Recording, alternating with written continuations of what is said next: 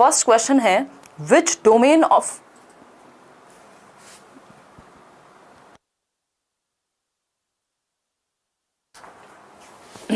First question है which domain of development relates to intellectual abilities such as attention यानी memory, attention अवधान, memory, problem solving, imagination and creativity. लग नहीं रहा जैसे दिमाग से संबंधित बातें हो रही हो।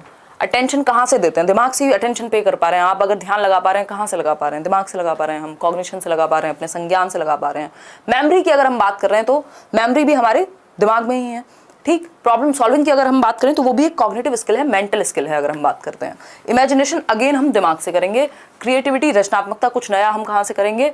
दिमाग से करेंगे, ठीक। तो हम कह सकते हैं कि ये कॉग्निटिव डोमेन से सिंपली संबंधित है, संज्ञानात्मक पक्ष से संबंधित है, जो मैंने पता नहीं कितनी बार हर एक मैराथन में आपको मिल जाएगा। जो बैचेस में लोग हैं जिन्होंने फ्री कोर्सेज भी यूट्यूब पे प्लेलिस्ट में देखे हैं, सबको ये बात पता है कि कॉग्निटिव डेवलपमेंट मतलब मेंटल स्किल्स का डेवलपमेंट, मानसिक क्षमताओं का विकास। अब मानसिक क्षमताओं में आपका थिंकिंग यानी सोचना, समझना, तर्क करना यानी thinking, problem solving, understanding, reasoning, imagination, memory, ये सारी चीजें आ जाती हैं, अटेंशन, है ना। तो मेंटल स्किल्स। अगर बात करते हैं सोशल डोमेन की तो यहाँ समाज की बात नहीं हो रही। समाज से नहीं सोच रहे हैं आप, दिमाग से सोच रहे हैं। समाज दिमाग में ही है आपके, मतलब बाहर भी है, बट जो सोचने वाला एस्पेक्ट है वो दिमाग के अंदर है, ठीक। डेवलपमेंट के 4 प्रकार हैं, हमें पता है ये चीज। PCSE यानी फिजिकल, कॉग्निटिव, सोशल और इमोशनल डेवलपमेंट, राइट। आगे बढ़ेंगे नेक्स्ट क्वेश्चन की तरफ, ठीक है। सीटेट का नोटिफिकेशन कब आएगा? देखो कब आता है, जल्दी ही आना चाहिए क्योंकि जुलाई में मोस्ट प्रोबेबली एग्जाम आपका बनता है। क्वेश्चन नंबर 2 देखिए, Sana learn to hold a glass and a bottle before she could hold a pen और button her shirt. This example indicates that. यानी सना एक बच्ची है जिसने अपनी कमीज का बटन बंद करने से पहले या कलम पकड़ना सीखने से पहले क्या सीखा? ग्लास को पकड़ना और बॉटल को पकड़ना। यानी वो पेन पकड़ना सीखने से पहले बॉटल पकड़ना सीख गई। दैट मीन्स ग्रॉस और फाइन का हमें कॉन्सेप्ट याद आ रहा होगा। एक बार पोल में आंसर करके बताओ। बहुत बढ़िया। जो भी आपका कोई भी टेट एग्जाम है, कोई भी टीचिंग एग्जाम है, ये सेशन ऐसा बिल्कुल नहीं सोचना कि हर एक एग्जाम के लिए आप पूछें कि उसके लिए है कि नहीं है। ये वो टॉपिक्स हैं जो हर एग्जाम में आते ही हैं। किसी एग्जाम में कम मार्क्स में, किसी में ज्यादा में आते हैं, ठीक है बात।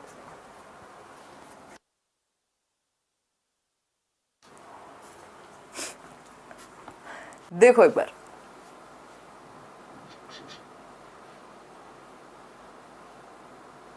रोज क्लास होगी अब 9:30 से। क्लासेस कम ही ले रही थी मैं, ऐप पे भी कमी चल रही थी। इवन सीटेट के बैच में कल से होगी क्लास शुरू आपकी, जो नए बैचेस हैं सीटेट के। देखो एक बार क्वेश्चन नंबर 2 देखिए, करियर विल ऐप पे देखिए। Sana learn to hold a glass. जो सना एक बच्ची है उसने ग्लास को पकड़ना सीखा, पहले बॉटल को पकड़ना सीखा। किस चीज से पहले? इससे पहले कि वो अपनी शर्ट के बटन लगाना सीख पाती या फिर पेन पकड़ना सीख पाती। अब ग्रॉस और फाइन का तो यहाँ ऑप्शन है नहीं, है ना। यूनिडायमेंशनल होता है। यूनिडायमेंशन का मतलब हो गया एक आयामी। अगर एक ही आयाम है तो फिर इनकी तो बात ही नहीं होगी। डायरेक्शन ऑफ डेवलपमेंट इज सेफेलोकॉर्डल, यानी सर से पैर तक जाएगी। जो डायमेंशन है हमारी वो सर से पैर तक जाएगी। इसमें 40% आंसर ही सिर्फ सही आ रहे हैं। सर से पैर तक जाने में तो बच्चा पहले अपना सर संभालना सीखेगा, फिर गर्दन, फिर जो आपका टॉर्सो और बाकी बॉडी पार्ट, ठीक। तो इसमें ये बात तो चलेगी नहीं, ठीक। Direction of development of proximo distal, ये क्या है? अधोगामी है विकास, ये बात सही है। प्रॉक्सिमो डिस्टल कैसे है समझते हैं इसको। प्रॉक्सिमो डिस्टल क्या कहता है? Centre to periphery. सेफेलोकॉर्डल कहेगा सर से पैर और प्रॉक्सिमो डिस्टल कहेगा सेंटर टू पेरिफेरी, यानी केंद्र से बाहर की ओर। तो केंद्र से बाहर की ओर कब होगा भाई? अगर हम ग्लास पकड़ना सीख रहे हैं, यानी केंद्र से धीरे धीरे बाहर की ओर के बच्चे का पूरा पहले अपनी आर्म्स पे कंट्रोल आएगा, फिर हाथों पे, फिर उंगलियों पे। तो हाथों पे कंट्रोल, दैट मीन्स बॉटल पकड़ ली, है ना। फिर फाइन पे यानी पेरिफेरी की तरफ, सीमाओं की तरफ, एक्सट्रीमिटीज की तरफ कंट्रोल आएगा, दैट मीन्स वो अब पेन पकड़ पाएगा। तो पेन मतलब सेंटर से बाहर की ओर, जितना बिल्कुल बाहर क्या हो सकता है? उंगलियां, एक्सट्रीमिटीज यही है, ठीक। इसको आप ग्रॉस टू फाइन की तरह देखने की बजाय यहाँ पे प्रॉक्सिमो डिस्टल की तरह देख सकते हैं। हम ऑप्शंस के अकॉर्डिंग जाते हैं कई बार और चीजें आपस में जुड़ी हुई हैं, ठीक। रैंडम नहीं होता कभी भी। जो डेवलपमेंट है वो एक सीक्वेंशियल पैटर्न में होता है, ऑर्डरली पैटर्न में होता है। तो डी ऑप्शन इसलिए नहीं होगा। क्वेश्चन नंबर 3 देखिए, development of children is a result of.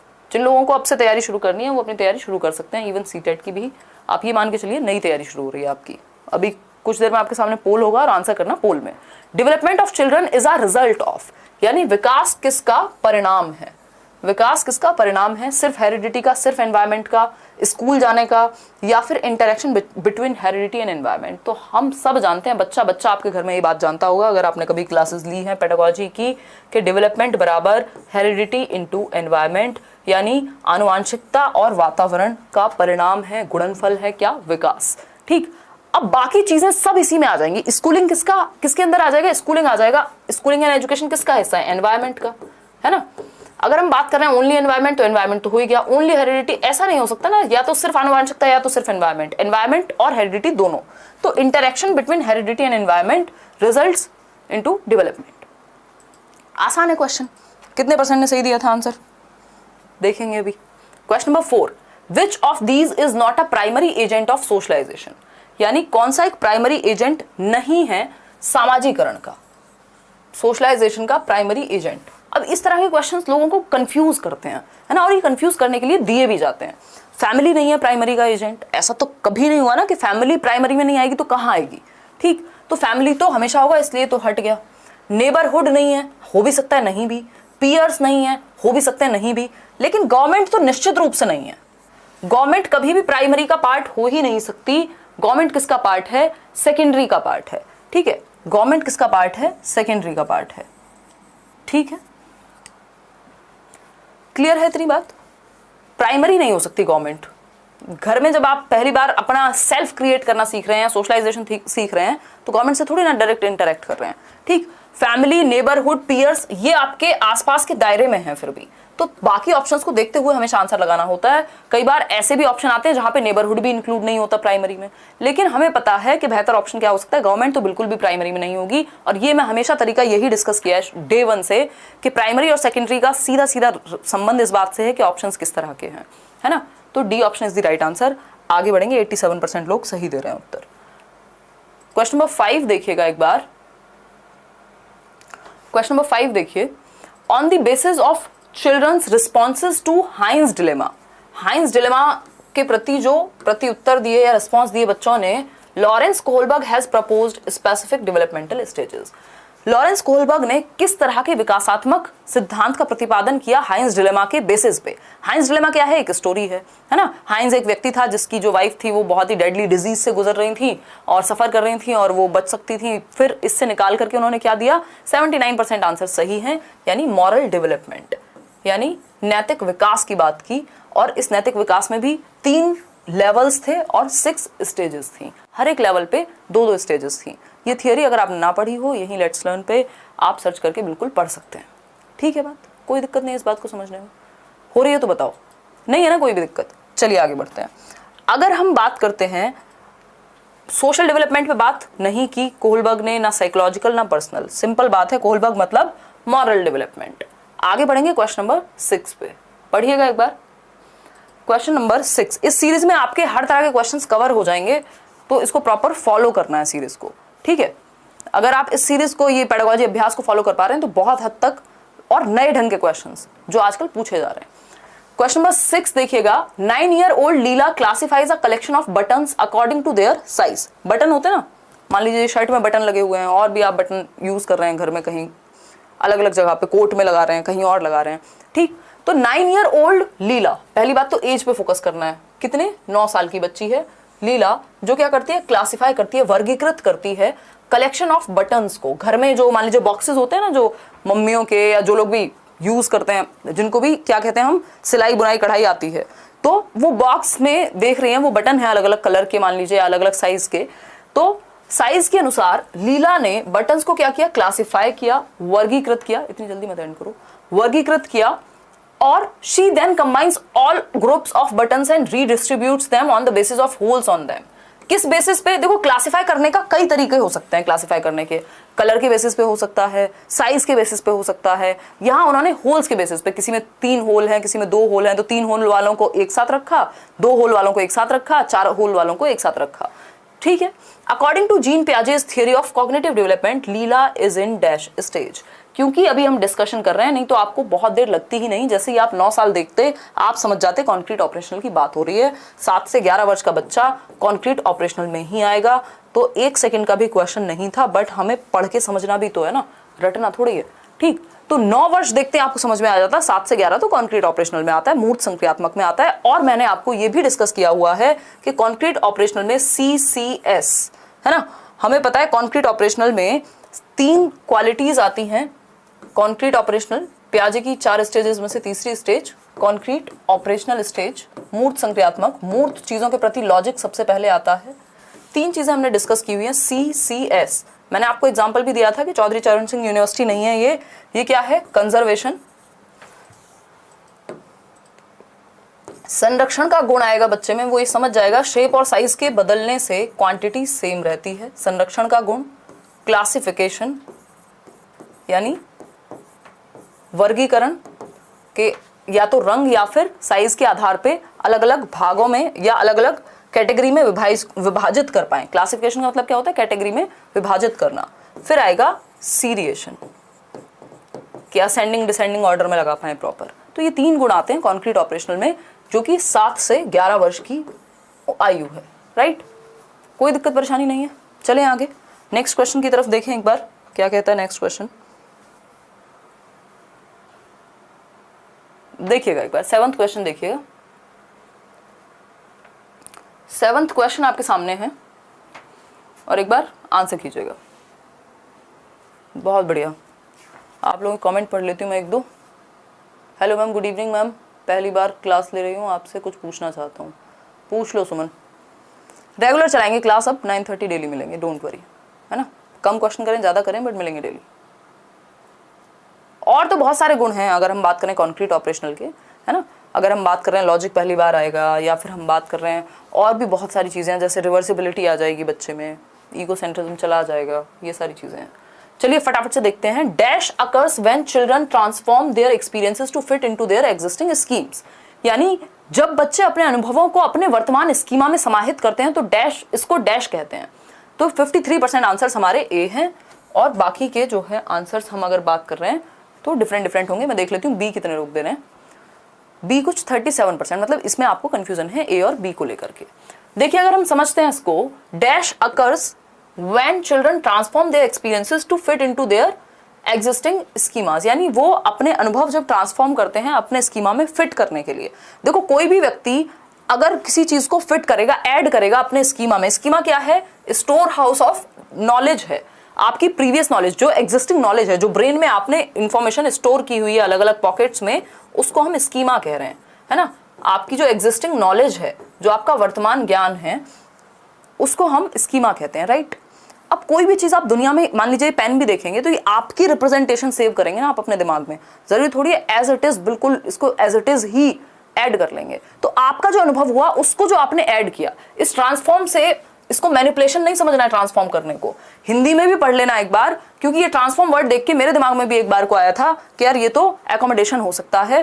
क्यों? क्योंकि कुछ मैनिपुलेशन जैसा या एडजस्टमेंट जैसी बात तो नहीं हो रही है, बट सच ये है कि जब भी हम कुछ भी देखते हैं दुनिया में तो हम अपने तरीके से तो ऐड करते हैं ना, यहाँ पे चेंज करने की बात नहीं हुई। अगर हिंदी में पढ़ेंगे तो ये बात बिल्कुल क्लियर हो जाएगी। जब बच्चे अपने अनुभवों को अपने वर्तमान स्कीमा में समाहित करते हैं तो इसको क्या कहते हैं, एसिमिलेशन कहते हैं। अनुभवों को सीधा समाहित किया, सिंपल लिखा हुआ है हिंदी में बिल्कुल प्योर तरीके से। अगर ट्रांसफॉर्म में कंफ्यूजन हो रही है तब भी आप देख सकते हैं, ए option is the right answer. ठीक है, चलिए जब तक मैनिपुलेशन वर्ड यूज ना करे, एडजस्ट यूज ना करे, चेंज करना यूज ना करे, तब तक हम एकोमोडेशन की तरफ नहीं जाते, आगे बढ़ेंगे। हालांकि ये दोनों इतने क्लोज टर्म्स हैं, अगर देखा जाए तो एसिमिलेशन में एकोमोडेशन भी है, एकोमोडेशन में एसिमिलेशन भी है, अगर इसको वैसे समझेंगे डीप में तो। क्वेश्चन नंबर 8 देखिए, इसलिए हम फंडे अपनाते हैं जिससे कंफ्यूजन कम हो और नंबर मिल सके। लेव वाइगोस्कीज theory of cognitive development is called a dash theory as he argues that children's learning takes place in a context। यानी जो लेव वाइगोस्की की थियरी है उसको किस थियरी के नाम से जाना जाता है, ये हम बहुत बार डिस्कस कर चुके हैं। जब भी हमने वाइगोस्की की थियरी को डिस्कस किया है तभी हमने ये डिस्कस किया हुआ है कि इस थियरी का नाम क्या है, क्योंकि ये थियरी किसकी है, संज्ञानात्मक विकास की, कि बच्चे का संज्ञान, उसकी थिंकिंग, उसकी रीजनिंग, उसकी अंडरस्टैंडिंग, उसकी इमेजिनेशन, उसकी मेमोरी, उसका परसेप्शन, उसकी अटेंशन कैसे डेवलप होती है ना। थियरी किसके बारे में, संज्ञानात्मक विकास के बारे में, जिसकी बात पियाजे भी कर रहे हैं। लेकिन थियरी का नाम क्या है, साइकोडायनामिक किसकी थियरी है, सिगमंड फ्रॉइड की थियरी। बिल्कुल 85% लोग आंसर सही दे रहे हैं, फ्रॉइड की थियरी है। साइकोसेक्सुअल भी फ्रॉइड की थियरी है। ठीक है, बिहेवियरिस्टिक पॉइंट ऑफ व्यू में तो बहुत सारे लोग हैं, व्यवहारवादी स्किनर, बेंड्यूरा तो बाद में कॉग्निटिविस्ट बन गए, तो स्किनर हुए, आपके पैवलव हैं, इसके अलावा अगर हम बात कर रहे हैं हल हैं, थॉर्नडाइक हैं, और भी 1700 लोग हैं, मतलब 1700 से ज़्यादा ही होंगे आज की डेट में, तो जो behaviouristic point of view Watson है को फॉलो करते हैं या मानते हैं। ठीक, इनकी थियोरी का नाम सोशियो कल्चरल अप्रोच है, सामाजिक सांस्कृतिक विकास का सिद्धांत है। मैंने आपको बताया है कि 3 चीजें महत्वपूर्ण मानते हैं वाइगॉस्की, SCL, सोसाइटी, कल्चर और लैंग्वेज, यानी बच्चा संस्कृति से, समाज से इंटरेक्ट करके भाषा के माध्यम से, क्योंकि लैंग्वेज क्या है, एक टूल है, एक यंत्र है जिसके माध्यम से हम अपनी समझ का विकास करते हैं, ऐसा वाइगॉस्की कह रहे हैं। राइट, आगे बढ़े नेक्स्ट क्वेश्चन की तरफ। लाइक शेयर करते रहना है, खुशी खुशी डेली एनर्जी बना के रखेंगे अब से। क्वेश्चन नंबर 9 देखिए एक बार। क्वेश्चन नंबर 9 है, when a teacher adjust the support offered to a child to fit the child's current level, यानी टीचर क्या करता है जब एडजस्ट करे अपने सपोर्ट को बच्चे के करंट लेवल को फिट करने के लिए, यानी टीचर को हो सकता है बहुत कुछ आता हो सब्जेक्ट के बारे में, लेकिन वो अपनी सपोर्ट, कितना सपोर्ट करना है, किस स्टेप पे हेल्प करनी है, पूरा नहीं सॉल्व करके दे देना है, तो वो अपनी सपोर्ट को एडजस्ट करेगा बच्चे के करंट लेवल के अनुसार। एक बच्चा होगा जो 3rd स्टेप पे अटक रहा होगा, एक बच्चा होगा जो लास्ट स्टेप पे अटक रहा होगा, तो बच्चे के लेवल के अनुसार वो अपनी हेल्प को एडजस्ट करेगा। ठीक, and to help her reach her zone of proximal development. Proximal development क्या है, संभावित विकास का क्षेत्र की संभावना है, अगर आपको वहां हेल्प मिल गई, जैसे ये क्वेश्चंस आप कर सकते हैं, बस आपको थोड़ी सी हेल्प मिल जाए, तो ये क्या हो जाएगा, इसका फोल्डिंग कहा जाता है हेल्प की प्रोसेस को। वाइगॉस्की की थियरी में हमने अच्छे से डिस्कस किया। जो लोग नए जुड़े हैं, जिन्होंने थियरीज नहीं देखी हैं, पहले प्लेलिस्ट में जाके थियरीज देखें, और नहीं भी देखनी है ना थियरीज, सिर्फ 4 घंटे की एक मैराथन है वो देख लीजिए, है ना, टाइप कर दीजिएगा, 4 घंटे की एक मैराथन है CDP की, वो देख लीजिए, आपको क्वेश्चंस भी समझ में आने लग जाएंगे। मैं बहुत सारे जो रेफरेंसेस दे रही हूँ थियरी के, वो भी समझ में आने लग जाएंगे। चलिए आते हैं फटाफट से, समझते हैं क्वेश्चन कहता क्या है। अगर हम बात करते हैं तो ये सिंपल है, यूजिंग कोऑपरेटिव लर्निंग में बी डेमोन्स्ट्रेटिंग इंटर सब्जेक्टिविटी। भाई सिंपल बात है, स्कैफोल्डिंग द चाइल्ड, मचान, है ना, पाड़ कहते हैं जिसको हम। स्कैफोल्डिंग क्या है, टेम्परेरी हेल्प है, टेम्परेरी हेल्प है। ठीक, cognitive conflict in the child, जी नहीं, ठीक है, द्वंद्व नहीं है, हेल्प है। आगे बढ़ेंगे। स्कैफोल्डिंग क्या है, अगर हम बात करते हैं, वो देखते हैं ना आप, जब घर बनते हैं तो लोग पाड़ बांधते हैं, या उसको बहुत अलग अलग जगह पे शटरिंग बोल देते हैं लोग, उसको एग्जैक्टली स्कैफोल्डिंग कहते हैं। क्यों, क्योंकि वो जो आपका काम करने वाला व्यक्ति है, जो पेंट करेगा आपके घर पे, वो स्कैफोल्डिंग की मदद लेगा, उस पाड़ की मदद लेगा, उस पर चढ़ के ही वो पेंट कर पाएगा या घर बना पाएगा। तो वो स्कैफोल्डिंग क्या, टेम्परेरी हेल्प है, हमेशा तो नहीं लगा रहता, जब घर बन गया तो हट गया, दैट मीन्स टेम्परेरी हेल्प है, तब तक ही उसको यूज करते हैं जब तक जरूरत है। ठीक, जहां जरूरत है। आगे बढ़ेंगे क्वेश्चन नंबर 10 पर, देखिएगा एक बार। क्वेश्चन नंबर 10 क्या है भाई, क्वेश्चन नंबर 10 है, इन अ प्रोग्रेसिव क्लासरूम, एक प्रगतिशील कक्ष में, teaching is text book centric. प्रगतिशील समझते हैं ना, जॉन डुई का नाम याद आ रहा होगा। क्लास की अगर हम बात करते हैं तो चाइल्ड सेंटर्ड क्लासरूम, यानी व्यक्तिपरक, या हम कहें बाल केंद्रित कक्ष। प्रोग्रेसिव क्लासरूम 3 चीजों को मेनली मानता है। अगर हम बात करें, पहले आप आंसर कर लो, फिर मैं बताऊंगी वो 3 चीजें कौन सी हैं। Teaching is text book centric, नहीं, बच्चे को सेंटर में रखना है, टेक्स्ट बुक को नहीं। Emphasis is placed on summative assessment, assessment focus नहीं होता। Learners play an active part in their learning, भाई जॉन डुई तो कहते हैं लर्निंग बाय डूइंग, करके सीखना। तो जहां बच्चा एक्टिव है, वैसे भी कोई भी अगर ऑप्शन में आप फंसते हैं तो फोकस कीजिएगा, जिस ऑप्शन में बच्चा ज्यादा एक्टिव है वो सही उत्तर होगा आपका। ठीक है बात। डी ऑप्शन है, teachers uses rewards and punishment to direct children's learning, ऐसा नहीं होता प्रोग्रेसिव क्लासरूम में। अगर मैं प्रगतिशील शिक्षा की बात करूं तो जॉन डुई कहते हैं, या इन जनरल प्रोग्रेसिव क्लासरूम जिन चीजों का ध्यान रखती है वो है कि बच्चा बाय नेचर क्यूरियस होता है, जन्म से ही जिज्ञासु होता है, यानी हर बच्चे में जिज्ञासा है। अगर जिज्ञासा को मार रहे हैं तो हम लोग मार रहे हैं। ठीक, जिज्ञासु है क्योंकि वो 4 क्वेश्चन पूछेगा, आप कहेंगे अरे चुप हो जाओ। ठीक, वो बाय नेचर क्रिएटिविटी की क्षमता है उसके अंदर, क्रिएटिव है, यानी रचनात्मक होगा, कुछ नया करने की क्षमता उसके अंदर होती है ना। और 3rd चीज है आपकी innate ability to learn. Innate ability to learn यानी सीखने की आंतरिक क्षमता होती है हर किसी में, ये कह सकते हैं एबिलिटी टू लर्न।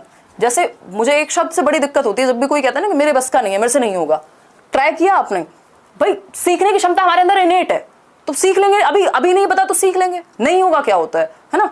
तो इनेट एबिलिटी टू लर्न, आंतरिक क्षमता है भाई सीखने की।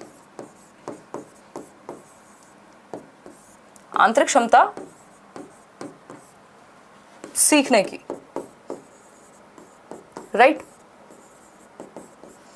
ठीक, तो इस बात को हमें मान के चलना है कि all children have innate ability to learn, they are curious by nature, जिज्ञासु होते हैं और क्रिएटिव होते हैं। तो हम कह सकते हैं हर एक बच्चा सीख सकता है, बजाय कि उसको सही एनवायरनमेंट या सही सपोर्ट या हम कहें क्यूरियोसिटी उसकी बिल्ड की जाए। तो आगे बढ़ेंगे नेक्स्ट क्वेश्चन पे। तो सी ऑप्शन यहाँ सही था, जहां पे बच्चा एक्टिव था। प्रोग्रेसिव स्कूल्स कहाँ खोले गए सबसे पहले? तो शिकागो में, अमेरिका के अंदर खोले गए 20th सेंचुरी में, 1900s के अंदर। लैब स्कूल्स या एलिमेंट्री स्कूल्स के नाम से इनको जाना गया, जॉन डुई और उनकी वाइफ के द्वारा। क्वेश्चन नंबर 11 देखिएगा एक बार। Intelligence refers to the ability to recognise and respond appropriate to the moods, temperaments and intentions of others. यानी कौन से प्रकार की बुद्धि है जिसके अंदर क्षमता आती है कि आप दूसरों के मूड को, दूसरों के टेम्परामेंट को, उनकी इंटेंशन को समझ पाए कि सामने वाले का मूड कैसा है, उस तरह की बात करें। ऐसा नहीं है कि हम अलग मूड में, सामने वाला अलग मूड में, फिर लड़ाइयाँ होती हैं। टेम्परामेंट कैसा है, कुछ लोग होते हैं ना ज़्यादा गुस्से वाले होते हैं, कुछ थोड़ा सा जल्दी नहीं फैलते। इंटेंशन क्या है, मतलब कोई बात अगर कही गई है तो किस इंटेंशन से कही गई है, ठीक? तो ये इंटेलिजेंस कौन सा प्रकार है बुद्धि का? गार्डनर को याद कीजिए, जो 8 प्रकार की बात करते हैं बुद्धि की, है ना? इंटरपर्सनल है, इंट्रा है, या स्पेशल है, या लॉजिकल है। लॉजिकल से तो हट ही जाएंगे, ये लोगों से संबंधित है, तो या तो इंटर होगी या इंट्रा होगी। इंट्रा मतलब होता है स्वयं, सेल्फ, जो खुद के मूड, खुद की इंटेंशन, खुद के टेम्परामेंट को समझे, वो इंट्रा पर्सनल इंटेलिजेंस रखेगा। लेकिन 2 या 2 से अधिक लोगों की जब बात आती है तो इंटर की बात आती है। जैसे इंटर स्टेट की बात करते हैं ना हम, या इंटरनेशनल की बात करते हैं, यानी 2 या 2 से अधिक देशों के बीच। तो मतलब दूसरों की, अदर्स को समझने की जो इंटेलिजेंस है उसको इंट्रा पर्सनल, अंतर व्यक्तिक कहते हैं, जो आपके काउंसलर में हो सकती है ना? ए option is the right answer. Even teachers में हो सकती है। ए option is the right answer. आगे बढ़ेंगे नेक्स्ट क्वेश्चन की तरफ। नेक्स्ट क्वेश्चन क्या है? National education policy 2020 proposes that, यानी जो नई शिक्षा नीति है हमारी 2020 की, वो क्या प्रपोज करती है? पहला ऑप्शन है children in primary grades should be taught in home और लोकल लैंग्वेजेस, यानी जो प्राइमरी ग्रेड के बच्चे हैं उनको मातृभाषा में या घर की भाषा में या लोकल लैंग्वेज में सिखाया जाना चाहिए। हाँ, जितनी भी पॉलिसीज आई हैं आज तक, चाहे वो पुरानी एजुकेशन पॉलिसी हो, चाहे वो त्रिभाषा सूत्र हो, 3 लैंग्वेज फॉर्मूला 1964 के around, Kothari commission even was saying the same thing. अगर हम बात करते हैं तो कह सकते हैं कि होम लैंग्वेज या मदर टंग में। होम लैंग्वेज का मतलब क्या है? जिसके घर में जो भाषा बोली जा रही है ना? आप जबरदस्ती बच्चे को बाधित करेंगे अगर, तो क्या होगा? इंटरेस्ट खत्म हो जाएगा, अपने आप को एक्सप्रेस करना बंद कर देगा। बी ऑप्शन है there should be one uniform language of instruction, यानी सिर्फ एक भाषा होनी चाहिए, चाहे हिंदी चाहे इंग्लिश। अब एक भाषा कैसे होगी? जब बच्चों के घरों में अलग अलग भाषाएं बोली जाती हैं तो वो एक भाषा से आप कैसे बांध सकते हैं उनको? स्पेशली प्राइमरी लेवल पे तो बिल्कुल नहीं है, हायर एजुकेशन आप किसी एक लैंग्वेज में रख सकते हैं। फिर है C option, teacher should be discouraged to use a bilingual approach, यानी शिक्षकों को हम क्या करें? डिस्करेज करें, हतोत्साहित करें कि वो बाइलिंगुअल अप्रोच यूज करें। मतलब उनको बाइलिंगुअल यानी 2 भाषाओं का यूज करना है, ये भी प्रॉब्लम है। आपको तो उस भाषा का यूज करना है जिसमें बच्चा कंफर्टेबल हो। आगे बढ़ेंगे, multilingualism should be heavily discouraged, यानी बहुभाषिता को आप डिस्करेज करें, यानी बढ़ावा ना दें, बिल्कुल भी नहीं है ऐसा। मल्टीलिंगुअलिज्म को हमेशा बढ़ावा दिया जाएगा। यूनिटी इन डाइवर्सिटी की बात होती है, एक क्लास में बहुत तरह के बच्चे होते हैं तो वो कई भाषाएं बोलेंगे, तो बहुभाषावाद को महत्व देना है कि बच्चे एक दूसरे से एक दूसरे की भाषा सीख सकें। तो मल्टीलिंगुअलिज्म इज अ रिसोर्स, एक संसाधन है, ठीक? A option is the right answer कि children in primary grade should be taught in home और लोकल लैंग्वेज, यानी घर की भाषा में, मातृभाषा में, जिसमें वो सबसे ज्यादा कंफर्टेबल है ना? मातृभाषा क्या होगी? जो आपके घर पे बोली जाती है उसमें सबसे ज्यादा कंफर्टेबल होगा बच्चा। तो प्राइमरी लेवल पे पूरे देश में यही है कि आप मदर टंग का इस्तेमाल करें। आगे बढ़ेंगे, क्वेश्चन नंबर 13 देखिए। A school gives preference to boys while selecting students for badminton competition and to girls for music competitions, this indicates, यानी एक स्कूल है जो प्रेफरेंस देता है किसको? बॉयज को किस चीज में? बैडमिंटन कंपटीशन के लिए, और गर्ल्स को प्रेफरेंस देता है कहां? म्यूजिक कंपटीशन के लिए। इसका मतलब क्या हुआ? स्कूल ये कहना चाहता है कि बैडमिंटन में लड़के अच्छे होंगे, या बैडमिंटन तो जो है लड़कों का खेल है तो उनको ही हम भेजें बैडमिंटन कंपटीशन के लिए, और लड़कियों का काम है म्यूजिक, या म्यूजिक में ज्यादा अच्छा करेंगी लड़कियां। क्या कहते हैं इसको हमारी भाषा में? जेंडर स्टीरियोटाइपिंग कहते हैं, जो कि भरी हुई है कूट कूट के बहुत सारे लोगों में, इवन बहुत सारे टीचर्स में मैं देख चुकी हूँ, है ना? वो इस तरह से यूज कर जाते हैं जेंडर स्टीरियोटाइपिंग को कि उन्हें खुद को भी नहीं पता होता, ठीक? तो जेंडर स्टीरियोटाइपिंग क्या कहेंगे इसको? जेंडर रूढ़िबद्धता, कि जो समाज में चला आ रहा है ना? कि जितने भी एडवेंचरस काम है वो तो सिर्फ लड़के ही करेंगे, ठीक, या घर में खाना सिर्फ लड़कियां ही बनाएंगी, ठीक। ये क्या हुआ, स्टीरियोटाइपिंग है, जो समाज में चला आ रहा है उसी को आप फॉलो कर रहे हैं, चाहे उसमें वो बराबरी या समानता आ पा रही है या नहीं आ पा रही है, ठीक। तो ये जेंडर स्टेबिलिटी, आइडेंटिटी, इक्वालिटी जैसा यहाँ कुछ नहीं है, सिंपल स्टीरियोटाइपिंग, या फिर अगर ऑप्शन में होता बायसनेस यानी पक्षपात, क्योंकि पक्षपात तो हो ही गया ना, आप किसी एक तरफ झुके हुए हैं किसी एक पर्टिकुलर एक्टिविटी के लिए,